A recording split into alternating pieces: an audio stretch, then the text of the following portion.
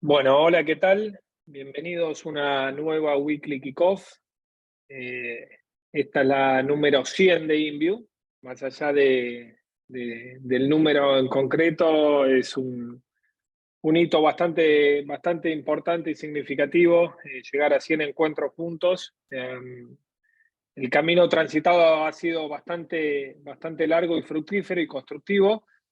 Yo solamente auspicio hoy de maestro de ceremonia. Lo importante viene detrás de mí, que es Pablo Baldman, nuestro estratega del sector offshore, y después Mateo Roschini para hablar un poquito de Argentina. Um, Nada, la verdad que estamos muy orgullosos y nos sentimos muy cómodos con el trabajo que venimos haciendo de este equipo para darles herramientas a todos ustedes de asesoría financiera y hacerlos crecer con sus clientes.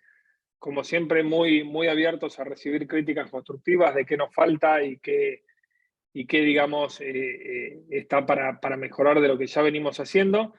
Pero bueno, hoy en esta weekly de 3 dígitos vamos a estar hablando precisamente del asset allocation, de nuestros portafolios modelos y de los rebalanceos necesarios para las carteras que vamos llevando a cabo. Así que nuevamente, muchas gracias por la oportunidad, por estar presentes acá siempre, por ayudar a hacernos crecer día a día. Y los dejo con los que saben, que es Pablo para hablar de los mercados globales y Mateo para hablar de los mercados locales. Y bueno, nada, a disposición como siempre, así que Pablo, todo tuyo. Gracias, Diego, y bueno, mi felicitación primero para vos, porque las primeras docenas de weeklies las cargaste solo, así que es muy meritorio llegar a 100 charlas en un ciclo que esperemos que dure mucho más, pero una buena parte fueron tuyas solas, así que si alguien tiene que para sacar pecho, sos vos acá. Pero bueno, dicho eso, arrancamos. Mayo fue un mes muy interesante en los mercados offshore, sobre todo en lo que hace a renta variable. Así que vamos a mostrar cómo anduvieron las carteras, contar los cambios que vamos a hacer, pero casi obligadamente también vamos a comentar varios temas aledaños, principalmente en lo que hace renta variable. Renta fija, ustedes ya saben, lo venimos cubriendo siempre, lo hablamos en los dailies. Los debates siempre pasan más o menos por las mismas características, si vamos a una pausa o hay un hike más, si después hay una pausa prolongada o empezamos a pivotear en noviembre, si la inflación continúa aflojando al ritmo que quiere la Fed o hace falta hacer más. Y nada, eso lo vamos siguiendo día a día. Hoy vamos a hablar un poquito de otras cosas. Un solo comentario: la inflación europea aflojó bastante más de lo esperado, así que señales alentadoras, aunque no hablemos del CPI norteamericano. Pero bueno, vamos a lo nuestro. La cartera conservadora el mes pasado tuvo una performance de menos 0,95 contra menos 1,14 del benchmark, así que ahí hubo una leve overperformance. De hecho, en los 2 últimos meses que les marqué ahí con el cuadrito verde, pasó lo que a mí quizás me deja más tranquilo que suceda, que es que la cartera traqueó muy de cerca el resultado de su benchmark, pero con una leve ventaja. ¿Por qué digo esto? Bueno, obviamente que me encantaría sacarle 200 puntos al benchmark todos los meses, pero si hiciera eso, una de dos: o puse mal el benchmark o consistentemente estoy tomando riesgos que no tienen correlato con un perfil conservador o con el benchmark que yo marqué como referencia. Desde la creación de la cartera sí estamos casi unos 1000 puntos arriba. Esto fue principalmente por nuestro posicionamiento muy conservador en lo que hace referencia a duration en el año pasado. Ahí lo tienen, la performance del año pasado fue menos 6,57 contra menos 13,10. Pero acá obviamente teníamos mucha convicción de que las tasas tenían que subir, y obviamente tomamos un riesgo muy grande, porque si las tasas no hubieran subido, probablemente esas barras serían al revés, y hoy podríamos estar 1000 puntos abajo, y una cartera que está 1000 puntos abajo del benchmark, sobre todo conservadora, no parecería estar cumpliendo con el ROI que nosotros queremos darle.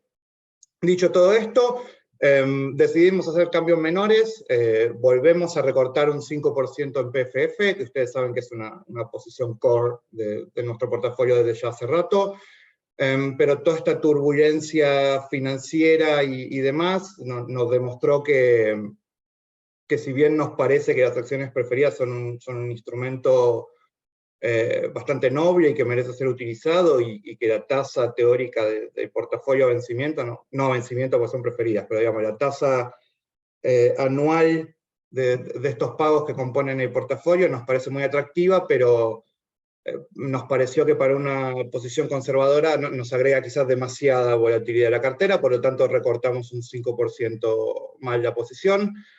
Hace un tiempo estaba en 25%, con esto ya la llevamos a 15%, que nos parece bastante más manejable, y siempre a conciencia de que PFF es por lejos la posición de la cartera conservadora donde estamos dispuestos a aceptar más volatilidad con tal de incrementar rendimientos. En reemplazo, volvemos a incrementar la posición de Treasuries, perdón, de T-bills.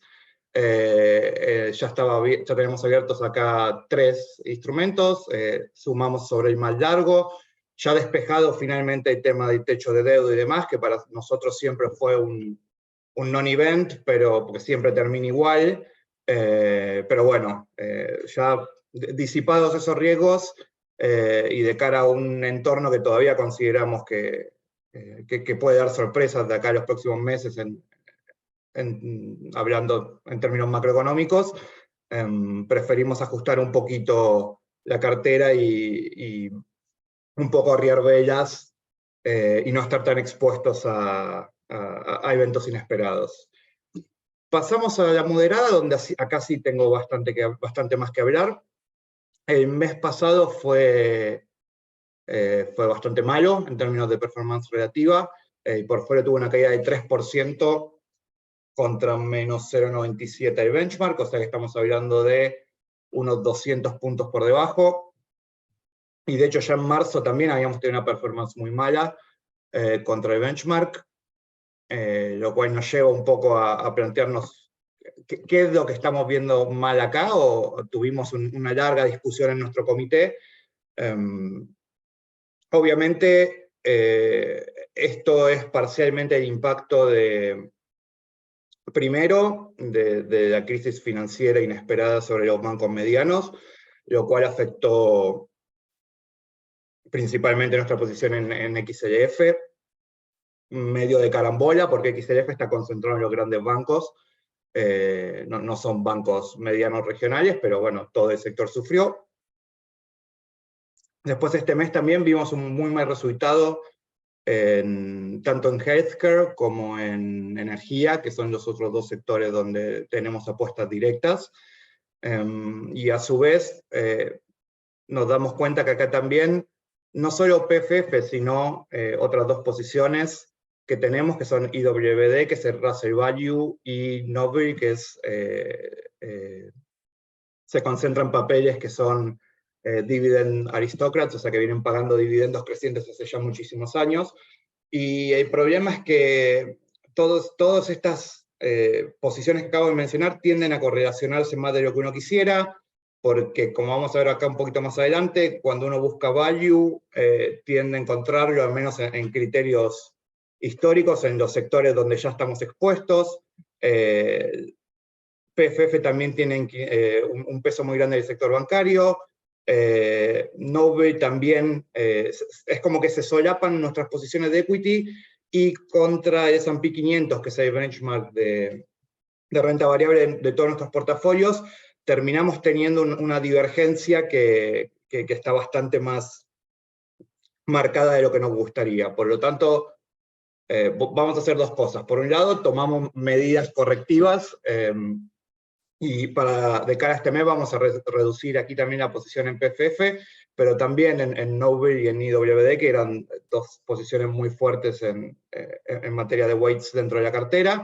Y acá también incrementamos un poquito T-bills, que sería la parte de PFF que no queremos tampoco cambiar demasiado la proporción entre el equity puro y lo que uno busca más como flujo de resguardo. Y abrimos posición en RCP, RSP es el índice S&P 500, pero distribuido en partes iguales entre todas las posiciones. O sea, para hacerlo muy simple, acá Apple tiene el mismo peso que la acción número 497 del S&P. Son los mismos papeles, pero distribuido equitativamente en lugar de por market cap o market cap ajustado por float, o como quieran verlo. ¿Por qué hacemos esto? Ahora les voy a mostrar. Y después, afortunadamente, en materia de retornos, tengo buenas noticias de última hora. Con este último mes quedamos un poquito por debajo del benchmark. Venimos luchando en los últimos meses, quedando levemente por arriba o por abajo en los cierres mensuales. Esperemos que se revierta un poco el ánimo del mercado hacia donde nosotros consideramos que hay más valor, pero este mes de mayo fue totalmente atípico, y ahora paso a explicar un poquito por qué. Este gráfico que ven acá, que puede ser un poquito confuso a simple vista, pero acá graficamos la performance del mes pasado del índice S&P 500, del SPY, y de sus 11 subíndices. Porque el S&P 500, sus componentes están divididos en 11 subíndices distribuidos por industria, y lo que vemos es que de los 11, 8 perdieron fuerte contra el S&P, y 3 ganaron. ¿Cuáles son los 3 que ganaron?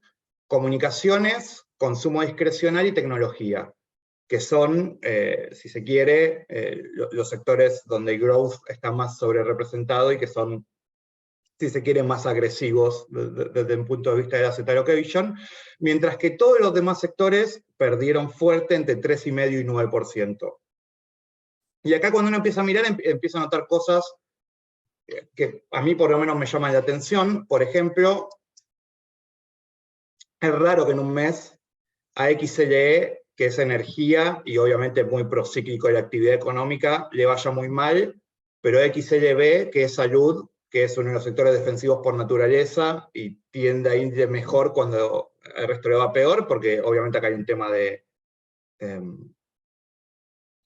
que la salud es mucho menos variable la cantidad consumida, la elasticidad, es el término técnico, hay un tema de elasticidad acá que hace que salud sea defensivo por naturaleza. Entonces, le fue mal a energía y salud simultáneamente, y no mal, muy mal. Lo cual es bastante raro, y a su vez uno podría hacerse la pregunta, bueno, ¿y por qué a los sectores más agresivos les fue mucho mejor? Porque consumo discrecional, para que se den una idea, estamos hablando de que los 2 papeles más significativos son Amazon y Tesla, o sea que no es tecnología o comunicaciones, pero es ese mismo espíritu quizás en los papeles principales, que es totalmente distinto de consumer staples, que piensen en Walmart o Coca-Cola. Son 2 mundos completamente distintos. Pero cuando uno mira un poquito más, vamos más a fondo, empieza a notar aún cosas más significativas.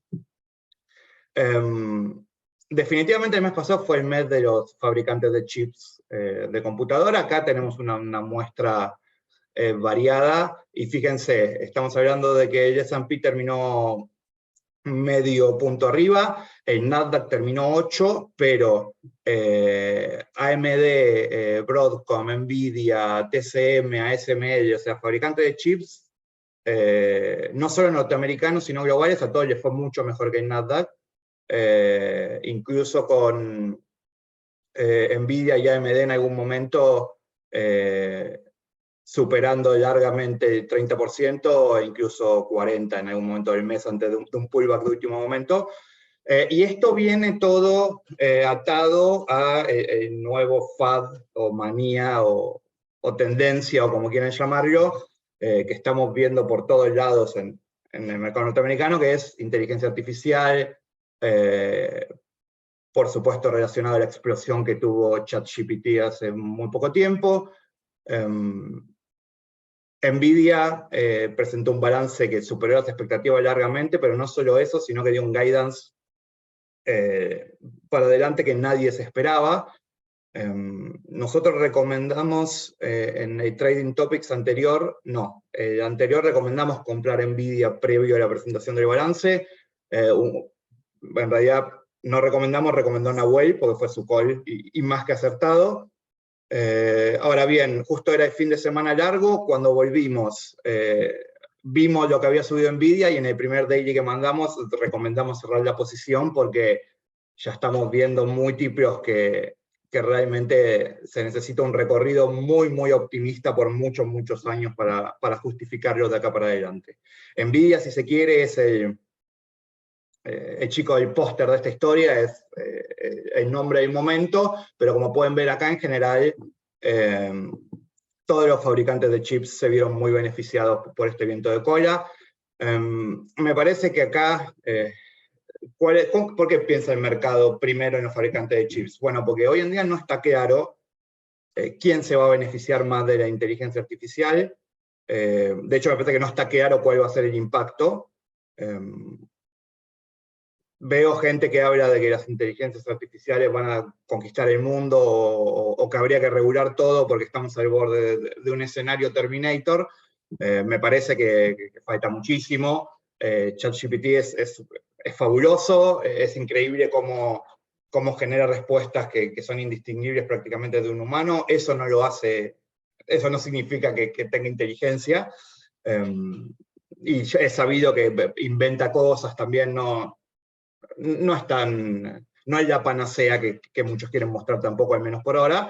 Lo que sí es cierto es que el ritmo que hace 3 años no sabíamos que existía, hoy es impresionante el avance, pero me parece que hay cosa extrapolar hacia adelante de que absolutamente todo el mundo se va a ver conmovido por esta tecnología nueva. Y de hecho, si acá mostrábamos el Nasdaq, si vamos un pasito más adelante y miramos contra el S&P y contra el Nasdaq cómo le fue al índice FANG extendido, que no lo sabemos usar mucho porque es una mezcla bastante extraña, ahí tienen los componentes, pero bueno, son grandes nombres tecnológicos si se quiere. Este índice más que duplicó al Nasdaq. Por lo tanto, para quienes tienen renta variable, lo charlábamos con Mateo el otro día, que también lo vio en sus tendencias de CDRs y demás. Básicamente, mientras más tecnología tengas y más agresivas sean esas apuestas de tecnología, mejor te fue en mayo, y todo el resto básicamente perdió por distintos niveles, algunos por más, algunos por menos, pero no había manera de matchar ese performance en ningún otro segmento del mercado, al menos obviamente de los principales. Ahora, simplemente, esto obviamente no es un modelo de inversión, porque acá estamos graficando Price over Earnings y Price over Sales, quizás los dos ratios más clásicos de evaluación. Esto no significa que hay que comprar lo que está más cerca de la izquierda y vender lo que está más cerca de la derecha, obviamente que no, porque acá faltan márgenes, faltan expectativas, faltan un montón de cosas, pero dado que queremos tratar de graficar dónde están más o menos parados los 11 sectores, esto es quizás lo mejor que podemos mostrar, porque Enterprise Value over EBITDA para los bancos no tiene sentido, porque Price over Book para las tecnológicas no va a dar cualquier cosa. Entonces me parece que para hacer un primer pantallazo, fíjense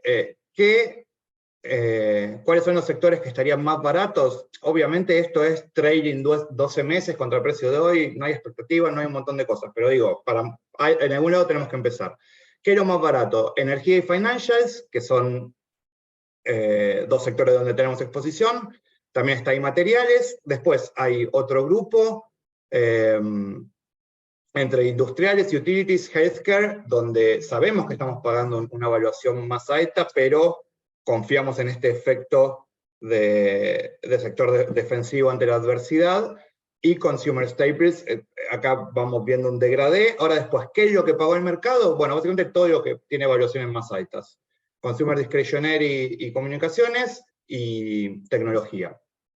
Quedó ahí real estate un poco marginado, pero esto es lo que vimos. Todos los sectores con valuaciones que ya descontaban más éxitos en el futuro, con la llegada de la manía de la inteligencia artificial, este efecto se duplicó o triplicó, y ahora vemos que el mercado definitivamente se lanzó a pagar estos sectores, relegando incluso un poquito más los que en términos de evaluaciones ya venían un poco más relegados.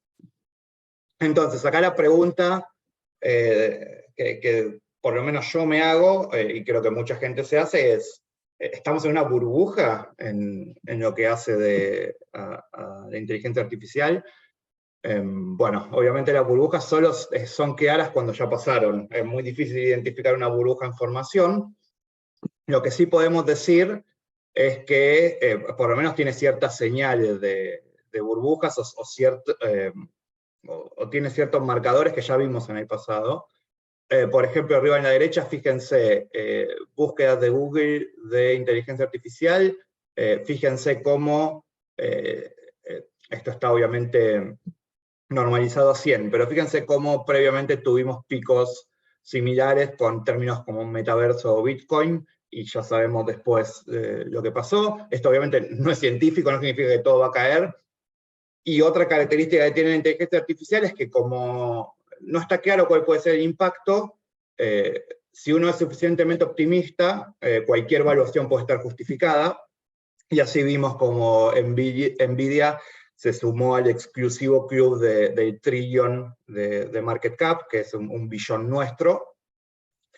Me parece que lo que hace el mercado acá es decir, bueno, no sabemos quién va a ganar, pero en las fiebres del oro los que ganan son los que venden picos y palas, viejo dicho de que tiene varios siglos. Bueno, los picos y las palas para la inteligencia artificial los fabrica Nvidia hoy, si me permiten la comparación bastante gruesa. Y básicamente uno entra a cualquier sitio de noticias financieras y sin exagerar hay entre 6 y 8 artículos hablando exclusivamente de inteligencia artificial y todo lo que pueda estar remotamente relacionado, y empiezan a salir toneladas de informes. Ahí a la izquierda marqué uno donde UBS dice que hay que comprar McDonald's por inteligencia artificial. Supongo que es porque los Automax podrían poner un chat GPT que te tome el pedido en lugar de poner un humano. O sea, hay acá mejoras de eficiencia, pero no es que va a cocinar la hamburguesa claramente ChatGPT. Por lo tanto, me parece que cuando hay una moda así de mercado, muchas veces primero hay una demanda de escribir algo y después se ve cómo lo llenamos. Y de hecho, cada día que pasa, esto se marca más claramente. La frase de abajo que dijo el CEO de Palantir, que es una empresa también tecnológica, que dijo que tienen una inteligencia artificial tan poderosa que ni siquiera está seguro si tienen que venderla.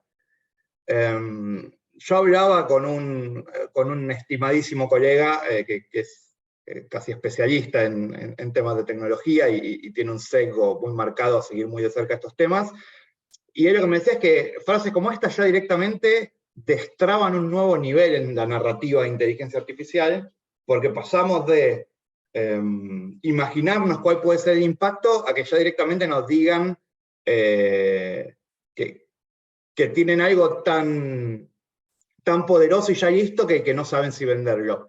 Permítanme ser escéptico con este tipo de cosas. Generalmente los CEOs que tienen un producto que es poco menos que el santo grial en estos momentos lo venden, no paran porque tienen miedo de qué es lo que podría pasar.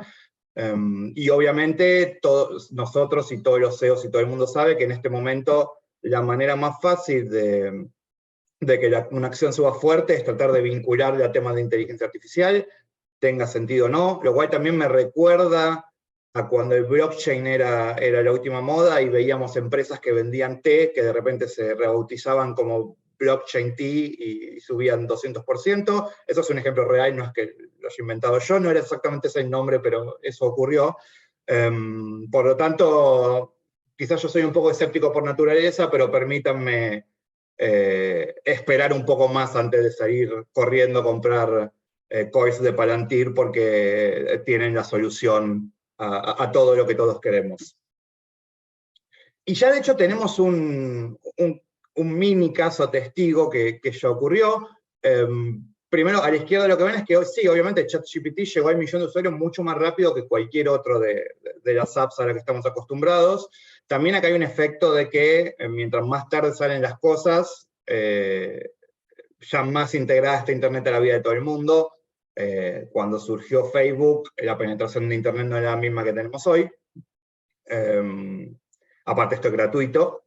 Por ejemplo, Netflix no es gratuito. Pero bueno, es otra marca de lo rápido que ChatGPT impactó en todo el mundo.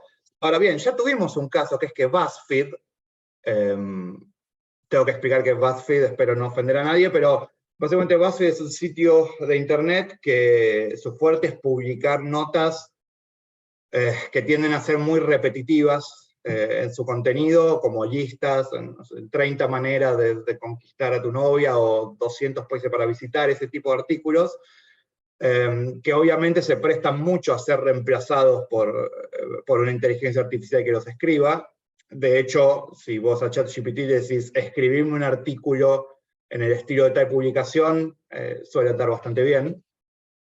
Entonces BuzzFeed hace no mucho anunció que iba a echar a todos los escritores y los iba a reemplazar por inteligencia artificial. El papel que venía sufriendo desde hace muchos años, más que se duplicó en un par de ruedas, pero bueno, ya bajó la espuma y fíjense que hoy estamos nuevamente en mínimo. Por lo tanto, tampoco es que... Y me parece que era un caso prácticamente ideal, porque era bastante simple de reemplazar lo que se venía haciendo, y aún así hubo una rápida burbuja y posterior caída, por lo tanto, precaución por lo menos.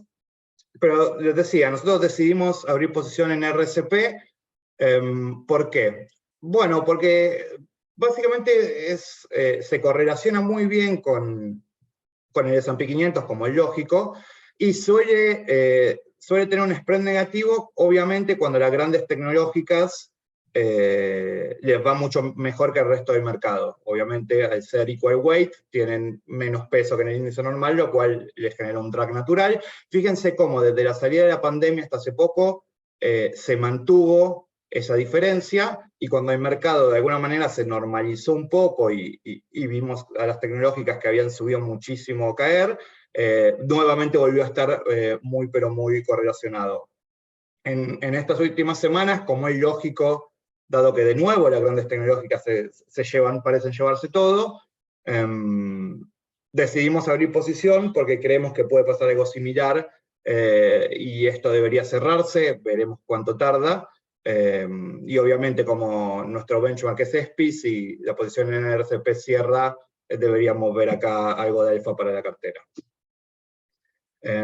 Otro, digamos, no muy científico, pero otro indicio que nos lleva a elegir este posicionamiento es que históricamente a las empresas les va muy bien antes de transformarse en una de las 10 empresas más importantes del mundo, pero su performance posterior contra el resto del índice generalmente es bastante más pobre, y la explicación de esto es muy simple: nada crece infinitamente, por lo tanto en algún momento, no digo que todo lo que sube tiene que bajar, pero por lo menos tiene que dejar de subir.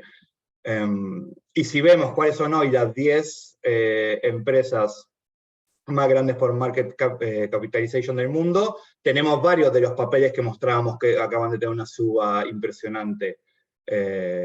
Fíjense, Nvidia sexta, Tesla novena, TCM décima, Meta octava, Amazon quinta. Entonces, es imposible calcular el timing de esto, pero creemos que el sector tecnológico debería por lo menos pausar un poquito en relación al resto del mercado amplio en estos niveles. Por último, yendo a la agresiva, otro buen mes para la agresiva, más 1.53, menos 0.21 el benchmark. El mes pasado también fue muy bueno, y después de 9 meses volvemos a quedar por encima del benchmark, lo cual nos pone bastante contentos. No hacemos cambios en esta cartera, nos mantenemos como veníamos. Y acá pasó un poco lo que les comentaba. Acá también tenemos exposición a XLF y a FIL, que que es XLE más los majors internacionales, pero aún así logramos una overperformance importante. ¿Por qué? Básicamente porque hubo 3 papeles que se pusieron la cartera al hombro. Google, que cuando tuvo su propio fiasco de inteligencia artificial, dijimos varias veces, nos parece que esto no es para tanto, y el mercado los terminó convalidando. Meta, que ahora voy a hablar un poquito especialmente, y Omega Healthcare Investors, que de paso aprovecho para hacer un update. Pero esos 3 papeles subieron más del 10% en el mes, y componen un 30% de la cartera, así que eso más que compensó todas las falencias que tuvimos en otros sectores. En la moderada no teníamos este colchón de tecnológicas, pero en la agresiva sí, dado su perfil. Por lo tanto, bastante contentos con cómo nos fue en este último mes, que fue bastante desafiante. Algunos breves comentarios de papeles individuales, y ya para pasarle la palabra a Mateo. Primero, Meta, ya saben, cubrimos muchísimo y habíamos muchísimos de Meta. La acción subió 200% desde mínimos, lo cual es una locura. Estamos hablando de demostrar recién de una de las 10 empresas más grandes del mundo. Un rebote del 200% en menos de un año es algo increíble. A mí realmente, en honor a la verdad, a mí lo que me sorprende es cómo cayó hasta donde cayó, no tanto que rebote. Por eso en la cartera agresiva mantuvimos parte de la posición. Si bien en la moderada nos vimos obligados a cortarla porque el nivel de volatilidad que había alcanzado no se condecía con el perfil de la cartera. Y ya en estos niveles, llegando a 275 y demás, ya nos vemos obligados a preguntarnos si no es momento de cerrar esta posición. Yo les voy a ser 100% transparente. Para mí un target razonable de Meta siempre estuvo en la zona de 300, lo cual ahora parece muy razonable porque estamos a 10%, pero cuando valían 90 y algo parecía una locura.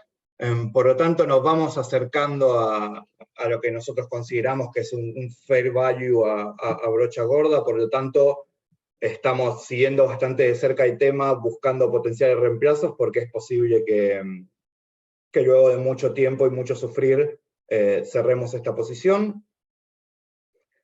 Obviamente, nuestras carteras modelo son un vehículo hermoso para llamar nuestra posición ante el mercado, y para quienes tengan clientes muy chicos y demás, tener una primera referencia de cuál podrían ser colocaciones, si se quiere, no personalizadas. Pero en general, para quienes tengan Meta en su cartera, me parece que ha llegado el momento de pensar en el adiós. Después de rebotar 200%, el 10% extra más para llegar a nuestro target, quizás quienes tengan menos apetito por el riesgo podrían plantar bandera acá. La verdad que tampoco encontramos otra empresa con este perfil, porque Facebook, aún con esta suba monstruosa, estamos hablando de la zona de 20 veces ganancias, y no hay muchos papeles tecnológicos con esta potencial en esa zona. Por lo tanto, por ahora mantenemos, pero sepan que estamos más cerca de darle salida que de incrementar. En Omega Healthcare Investors hago el mini pitch, porque ya los que nos escuchan hace rato deben saberlo, pero el público se renueva. Es un REIT dedicado a las facilidades médicas para gente muy mayor y ya con problemas médicos relativamente serios. Viene luchando con los coletazos del COVID, que les pegó duramente, pero confiamos en el management es muy, pero muy transparente en sus informes.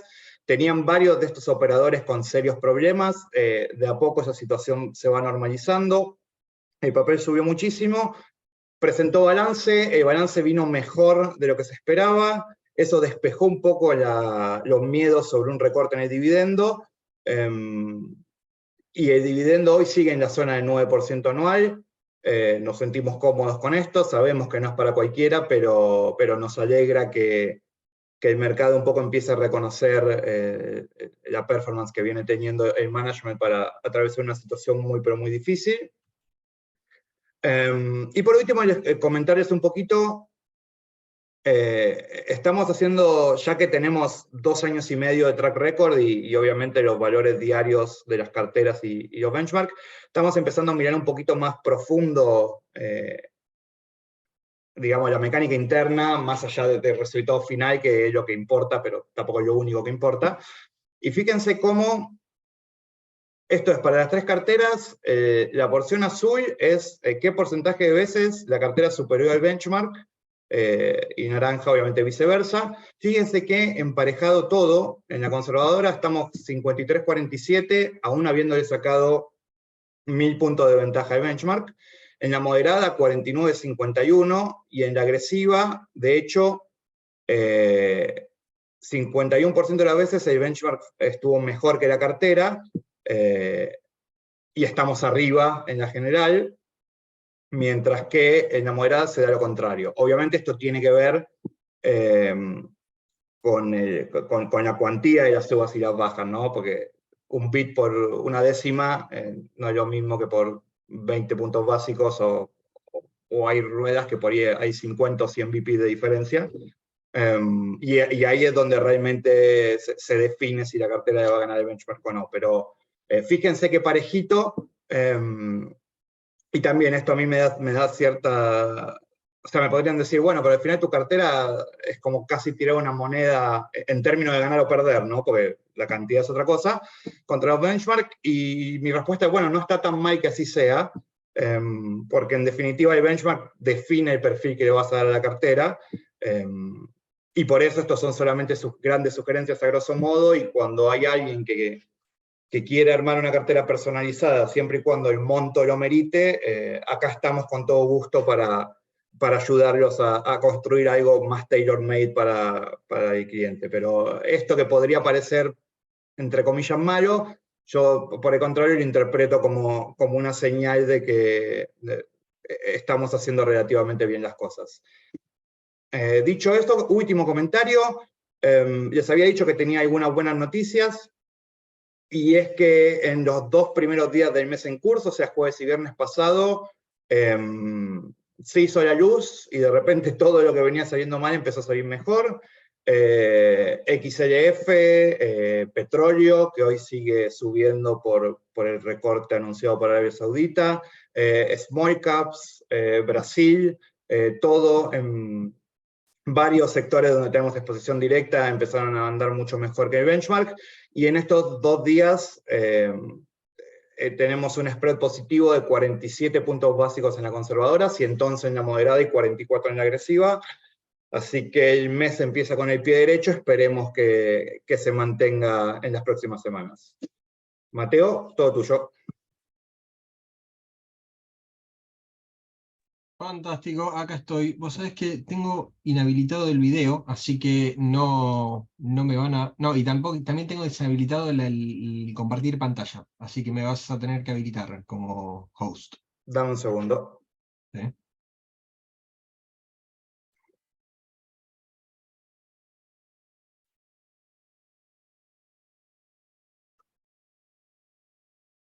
Ahí deberías poder, Mateo. Ahí estamos, perfecto, buenísimo. Bien, ahí estoy yo, y ahí está el video. Fantástico, acá estoy. Buenísimo, me voy de la charla de Pablo con más miedo de que vuelen las bombas nucleares a lo Terminator y tengamos a Skynet golpeándonos la puerta en cualquier momento. Dicho eso, empecemos con las carteras locales, que también tienen su cosa apocalíptica en algunos, así que vamos con eso. Cartera conservadora. La cartera conservadora, bueno, venimos haciendo cambios todos los meses, principalmente porque nos vamos quedando sin instrumentos cortos. La verdad es que este último mes rindió un 8,5%. También, o sea, piensen que venir a hablar de que una cartera conservadora rindió un 8,5% es fuerte, digamos, en cualquier país del mundo, digamos. Así que acá estamos con un poco lo que es el rendimiento de la cartera conservadora. Nuestros cambios propuestos para el mes son directamente, bueno, rolear la LECER que vence ahora el 16 de junio, y además tenemos el cambio de un fondo, ¿sí? Por lo tanto, Por lo tanto, acá vamos a explicar un poco cuál es el rationale de todo esto.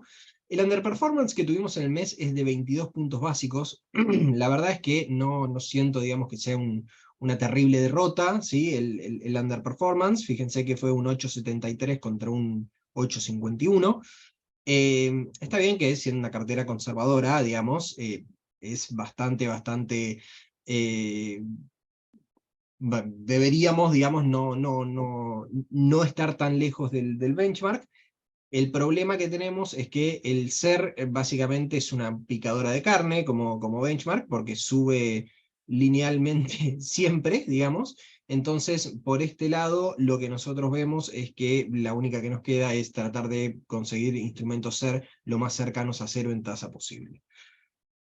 Como puede verse también, acá lo que tenemos es que tuvimos un estelar desempeño de la LECER Julio. El tema es que otros instrumentos SER que tuvimos en la cartera no han funcionado del todo bien, principalmente hablando del Compass Ahorro, ¿sí?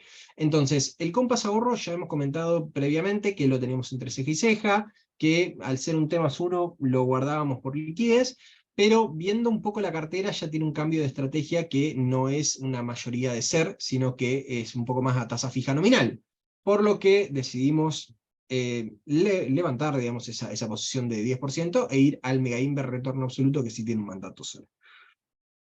Por otro lado, tenemos un problema, digamos, y es que nos estamos quedando sin letras, digamos. Entonces es bastante complicado el hecho de hoy por hoy conseguir una letra corta, ¿sí? Y hablando de corto, hablo de 2 meses, digamos, 3 como mucho, porque, bueno, tenemos que la primer LECER disponible es la LECER septiembre, que tampoco tiene la mayor de las liquideces, y entonces, por ese lado, digamos, nos genera un poco de miedo todavía ver cuál va a ser la reacción del mercado ante letras, ¿sí? Del gobierno post, digamos, post paso, ¿sí? En las últimas licitaciones vimos que justamente se estuvo tratando de evitar eso, se emitieron LECER Octubre, se emitieron otros bonos, como bonos de encajes bancarios, que se suelen juntar bastante. Entonces, por ese lado, lo que vemos acá es que el mes que viene va a ser bastante desafiante el cambio, o sea, les pedimos, o sea, no tengan paciencia, pero sepan comprender que el mes que viene la cartera casi cambia entera, porque nos queda una LE de julio, una LECER julio y un Dual julio. Y si hacemos los roleos a principios de mes, bueno, tenemos que rotar el 90% de la cartera. Y en ese momento nos veremos obligados a tomar la decisión que hasta ahora habíamos tratado de patear, que era de evitar cuestiones, digamos, o sea, letras post-paso. Piensen que veremos qué sucede a partir de eso y que esperamos, por favor, que en las próximas licitaciones salgan letras. Si salen letras que vemos que pueden llegar a ser interesantes, no sé, una LECER Julio, una LECER Agosto, o una cuestión así, es probable que tengamos cambios a mediados de mes, pero bueno, todavía no tenemos bien en claro, digamos, qué va a suceder. Bien, la cartera moderada, no sé si recuerdan, ahí dice cambios sin cambios. Bueno, está bien, un poquito, tuvimos cambios justamente a mediados de mes, porque se nos vencía la LECER mayo, entonces pasamos todo a LECER julio, ¿sí? Y tenemos un 40% de la cartera en LECER julio, que era lo que antes de las elecciones estaba más cercano a cero en tasa posible, digamos, ¿sí? Esta fue, bueno, la cartera que tuvo, lo que decíamos, el underperformance más marcado, de 166 BPs, y tuvimos un rendimiento del 8%, ¿sí? Así que nuevamente, fíjense lo que es la nominalidad en estas carteras, está como loco. Más que nada, el drag que tuvimos fue de Johnson & Johnson, el nuevo papel respecto del dólar. Entonces, por ese lado, la verdad es que, como siempre, esta es la cuestión que decimos de los CDR. El CDR le tenemos que tener un poco de paciencia porque tiene cierto retorno a la media, entonces por más que este mes salga mal, después es un general y con el tiempo se va ajustando a lo que son los rendimientos del CCL. Entonces, por ese lado, no vemos cambios ahí en Johnson & Johnson. Johnson & Johnson nos quitó, Johnson & Johnson nos dará más adelante, por ese sentido eso lo veo más de largo plazo, y fíjense que de largo plazo incluso estamos bastante pegados al benchmark como un todo. Un ligero drag de la estrategia Merval. Acá tenemos un tema, digamos, como decía Pablo, a lo último, digamos, a él le fue bien, a mí a lo último, digamos, veníamos con veníamos superando el benchmark Merval muchísimo con la cartera. En los últimos 2 días, Transportadora de Gas del Sur recortó la ganancia.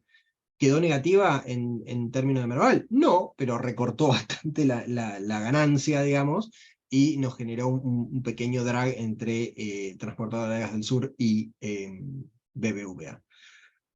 Nuevamente también, esos son 2 papeles que vemos sanísimos desde los fundamentals, muy sanos, y que por ahora decidimos mantenerlos.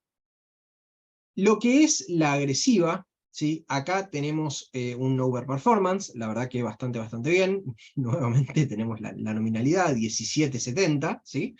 Entonces estamos recuperando un poco de ese drag que se nos generó en su momento con papeles ex Merval, así que por ahora la estrategia Merval está tratando de recuperar esto, digamos, ¿no? El overperformance fue de 271 puntos básicos, bastante bien, y con una performance estelar de Mirgor y Holcim, que el mes pasado habían sido drags de la cartera. Mirgor el mes pasado fue realmente un rendimiento de 1 dígito cuando todo había rendido 2, entonces parecía como que, bueno, estaba en problemas, digamos, primer mes de la cartera y ya nos dejaba a pata, digamos, pero bueno, no. Se conocieron estas nuevas noticias de que van a producir ciertos productos desde Miami, digamos, o sea, ya es una cuestión donde se ve cierta viabilidad del negocio, aunque bueno, todavía no es que está libre de depender, digamos, del régimen de Tierra del Fuego, pero le dio un poquitito más de validación al modelo, el modelo, a la historia, digamos, de Mirgor, no es que tiene un modelo innovador, pero, digamos, le fue bastante bien en este mes. ¿Sí? Ven que tiene un 33 contra el 15, o sea, dobló al rendimiento del Merval con creces. Por ese lado, la verdad es que decidimos todavía mantenerlas, al menos por ahora, digamos, al menos hasta que estén un poco más definidas las elecciones. Hay otro drag que se nos generó, es con Vista y con el fondo Compass Crecimiento. Nuevamente, a ver, el Compass Crecimiento discutimos y estaba casi decidido que se iba a bajar un poco la ponderación.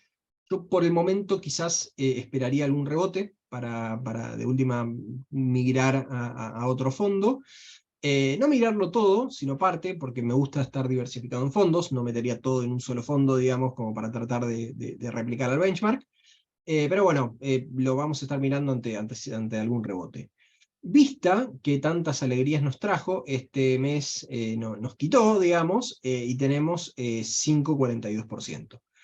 La verdad es que, o sea, los árboles no crecen hasta el cielo y no es que voy a desconfiar de Vista en este momento, pero quizás estaría, digamos, para un swap de fundamentals parecidos, con YPF, ¿sí? Quizás algunos se asuste con YPF porque es una acción que tiene sus fans y tiene sus detractores, digamos, pero en sí, digamos, si hacemos, o sea, si nos gusta Vista por la capacidad, digamos, de actuación en vaca muerta y todas esas cuestiones, creemos que comparando los fundamentals de Vista con YPF y siendo que el pozo de Vista está al lado del pozo de YPF, no literalmente, pero digamos es la cercanía, la verdad es que creemos que sacando un poco el ruido político que puede llegar a tener YPF y dependiendo de la cuestión, la volatilidad política que podemos tener por elecciones en los próximos meses, puede resultar interesante el cambio. Así que no es que Vista está en capilla, pero bueno, casi, digamos, la estamos mirando con ojos de cambio a YPF, todavía no, pero bueno, queremos estar un poco más seguros por el tema de las elecciones.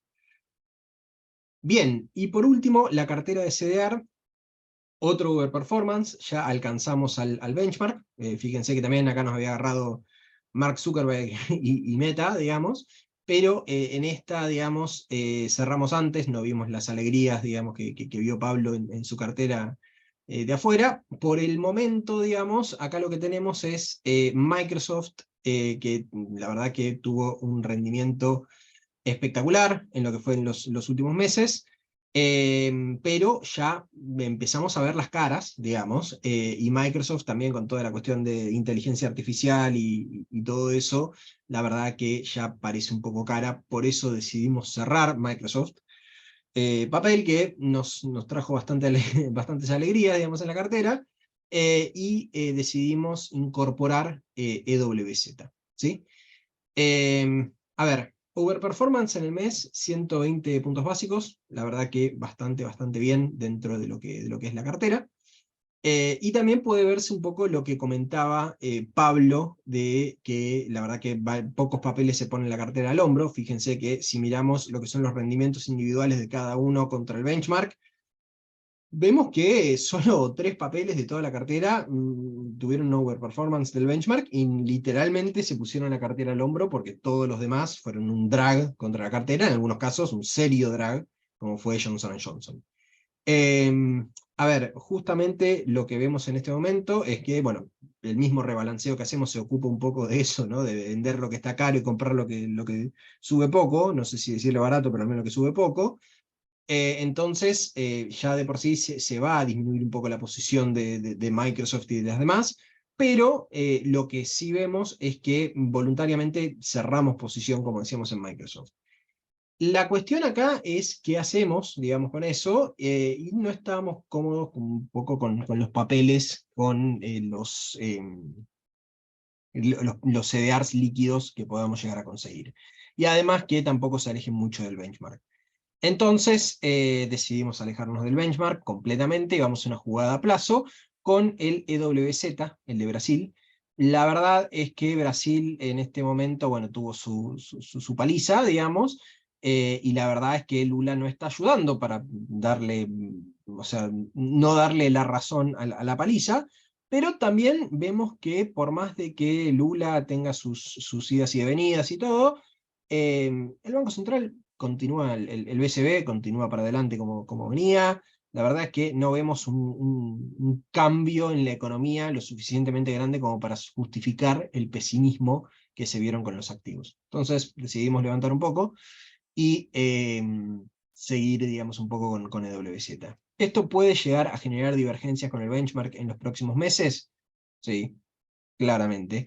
Así que bueno, creemos esto, por eso incorporamos el papel que va a ser para mejor, que va a ser divergencias positivas en el mediano plazo, digamos, o sea, eso va a tener cierto factor de paciencia, pero por el momento decidimos ir hacia EWZ, alejándonos un poco del benchmark.